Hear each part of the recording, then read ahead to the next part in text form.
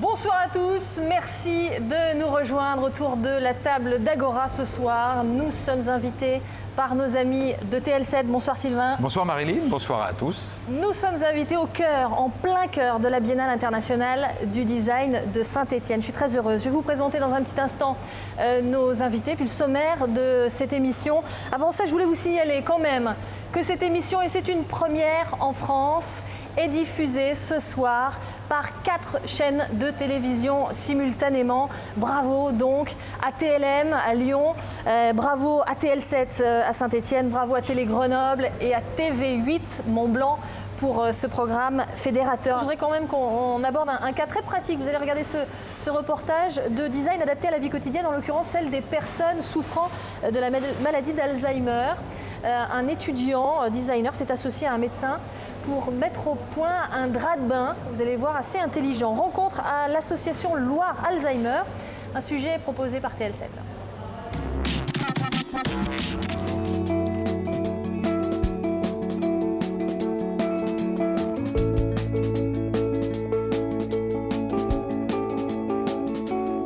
Bonjour à tous, bonjour et bienvenue au paradis. Bah oui, c'est vrai, regardez derrière moi, la chaîne de Beldon, le Vercors, le Massif Central. On a pensé à vous aujourd'hui, vous qui ne skiez pas. On va vous permettre, et c'est la première fois que ça vous arrive sûrement, de grimper à 3600 mètres d'altitude. On va aller au sommet d'un glacier. Vous qui skiez, pas de souci. On est aujourd'hui aux Deux Alpes, une des stations les plus réputées, Top 10 international, la station des Deux Alpes, une destination donc pour vous. Alors, vous ne croyez pas, qu'est-ce qu'on va faire aujourd'hui à pied à 3600 mètres d'altitude? Eh bien, regardez le sommaire. Nous sommes cette semaine aux Deux Alpes. Cette station iséroise se situe sur le massif de l'Oisans, au sud-est de Grenoble et à seulement 2h20 de Lyon. On va s'offrir une découverte de l'intérieur avec Yann qui nous mènera dans les profondeurs du glacier pour une visite de la plus grande et de la plus haute grotte de glace au monde, un vrai spectacle. Retour ensuite à la surface dans notre deuxième partie d'émission avec un panorama d'exception, les plus hauts sommets des Alpes. Théo nous emmènera en croisière, une croisière blanche. Vous serez tout simplement émerveillés. En cours d'émission, nous partirons sur les traces de la plus grande course de chiens de traîneau qui se déroule en ce moment dans 26 communes de Savoie et de Haute-Savoie, la Grande Odyssée. Et bien regardez, nous y voilà, en plein cœur de la grotte de glace. Yann, on n'a pas mis longtemps pour monter de la station. 45 minutes. 3 quarts d'heure à peu près, voilà. Première question que j'ai envie de te poser, Yann, toi qui es là tous les jours, c'est pas possible, il y a un effet naturel qui a permis de construire cette grotte. Il y avait un ruisseau qui passait là-dessous, non? Non, absolument pas. Tout a été créé à la main par le biais du pic à glace. À ce point-là. Voilà. Alors comment ça c'est venu d'où cette idée? Cette idée, elle est venue de guide de haute montagne. Mon patron qui est guide de haute montagne, un matin s'est levé et il s'est dit dans ta tête, aujourd'hui je vais faire des grottes de glace. Et alors tu lui as montré le pic à glace. Pourquoi? Parce qu'on s'en sert encore aujourd'hui, elle vit cette grotte. On s'en sert encore bien sûr, parce que au niveau de l'entretien, on s'en sert pour rabaisser les sols, réélever les plafonds, parce que l'eau rentre dans cette grotte de glace et quand elle rentre, ça gèle et ça gagne du terrain sur les passages. Il faut recreuser parce régulièrement. que le plafond, Régulièrement. il se fabrique tout seul. Il ne faut pas être claustrophobe quand même. Non, pas trop. Ça c'est un bon exemple de visite pour votre prochaine venue aux Deux Alpes. Et ben voilà, la grotte de glace, il ne faut pas la manquer, elle est magnifique. Vous allez le voir, on va grimper encore et toujours sans les skis, jusqu'à 3600 mètres d'altitude. Ça sera dans la deuxième partie de cette émission. En attendant, place à notre reportage. On reste dans cet univers de neige et de glace et on va à la découverte de la Grande Odyssée.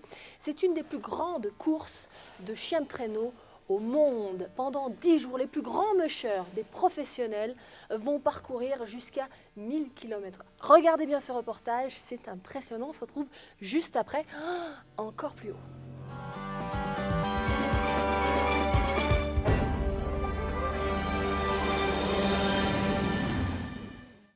Bonjour à tous, bienvenue dans Drôle de Dame, le mag des filles de l'OL, numéro 1. Un invité pendant 1 heure pour faire connaissance avec ce foot pratiqué par les filles. Et pour bien démarrer cette saison, eh bien quoi de plus normal que d'inviter le garçon de la bande, Farid Benstiti, l'entraîneur. Regardez plutôt ce qui nous attend aujourd'hui, c'est le sommaire de Drôle de Dame.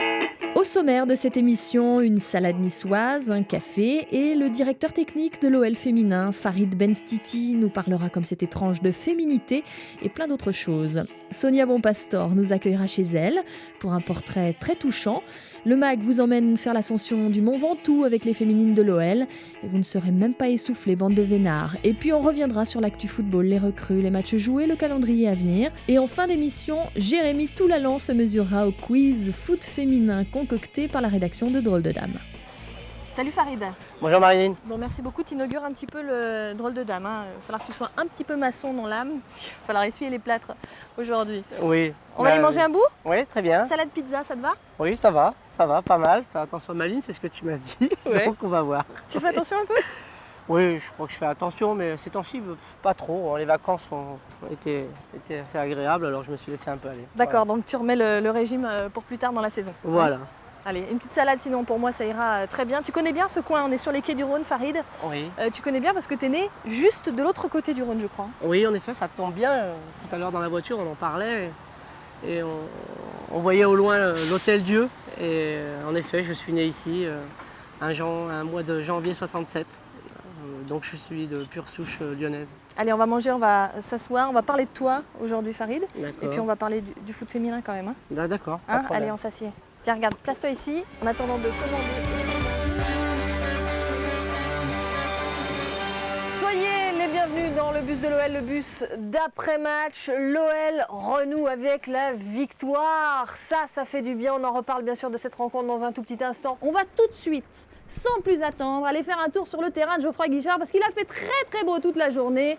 Et là, Guillaume, c'est une véritable averse, dites-moi. Oui, bonjour Marilyn, bonsoir à tous. Merci Fabio Grosso et merci à Basile. On était un petit peu distraits nous sur le plateau. Quelle brochette, mais j'ai de la chance moi quand même d'être ici ce soir. Sébastien Schilacci, salut Toto, ça va ? Bonsoir, ouais. Prends ton micro, regarde, ça sera beaucoup plus simple en télévision de parler dans le micro.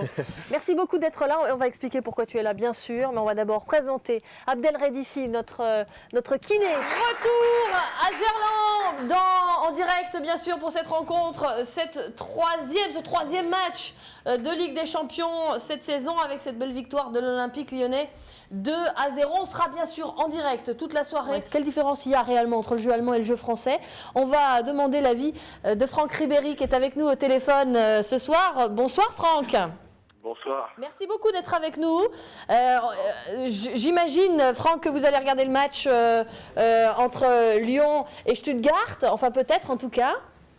Oui, bien sûr, je vais regarder le match avec plaisir parce que j'ai des copains qui jouent avec l'équipe de Lyon et j'espère qu'ils vont gagner. Bon, alors on se posait un petit peu la question des différences entre le jeu français, puisque vous avez quand même bien connu le jeu français à Marseille, et le jeu allemand aujourd'hui au Bayern Munich, Franck. Ce qui est différent entre le championnat français et le championnat allemand, c'est qu'en Allemagne, toutes les équipes aiment attaquer. Les 3 points sont rassurants. Est-ce que pour autant le jeu de l'OL est rassurant ? C'est peut-être ce qu'on va demander à Sonny Anderson qui est avec Richard Benedetti à Stuttgart. Richard. OL, Arsenal, les féminines de Lyon face aux Ladies de Londres. Bienvenue pour ce match événement au stade de Gerland. Ce sont les quarts de finale de la Coupe d'Europe des féminines, un peu comme la Ligue des Champions. Cécile, bonsoir. Bonsoir. Ligue des Champions, car il s'agit bien du champion de France face au champion d'Angleterre. Allez, coup de sifflet de Séverine Crépeau, l'arbitre de la rencontre. C'est parti entre le Paris Saint-Germain et Lyon. Et ça va très vite. Voilà pour aujourd'hui. L'OL a donc cette Coupe de France. J'espère que vous êtes contents, comme nous le sommes aujourd'hui. Et puis à tous les supporters parisiens. Navré, ce ne sera pas pour cette année, mais c'était la première participation du Paris Saint-Germain à une finale de Coupe de France. Merci de nous avoir suivis sur LTV. Merci beaucoup Cécile pour toute cette belle saison passée ensemble aux commentaires des matchs des féminines.